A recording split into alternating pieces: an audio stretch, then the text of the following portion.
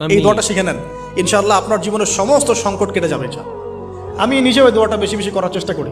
দোয়াটা হচ্ছে, মুসা আলাইহিস সালাম একটা গাছের নিচে হেলান দিয়ে বসলেন, বসে দেখলেন দুজন মেয়ে দাঁড়িয়ে আছে দূরে, পানি নিতে পারছে না। লোকজন পানি নিয়ে যাচ্ছে, ওরা দাঁড়িয়ে আছে বেচারি। মুসা আলাইহিস সালাম গিয়ে বললেন, কি সমস্যা আপনাদের? তারা বললেন যে আমাদের বাবা অনেক বৃদ্ধ মানুষ, আমরা পানি নিতে পারি না যতক্ষণ না আমাদের কম পানি নিয়ে চলে যায়। মুসা আলাইহিস সালাম তো একটু বললাম না, ফিজিক্যালি খুব স্ট্রং ছিলেন, থাকে না বডি বিল্ডার, সামনে গিয়ে কথা বলে সরো পানি দিতে দাও, তখন মানুষ একটু মূল্যায়ন করে না। তো মুসা আলাইহিস সালাম এভাবে পানি নিয়ে দিলেন এবং বাছুরদেরকে পানি পান করালেন, করিয়ে গাছের নিচে এসে বসে আছেন।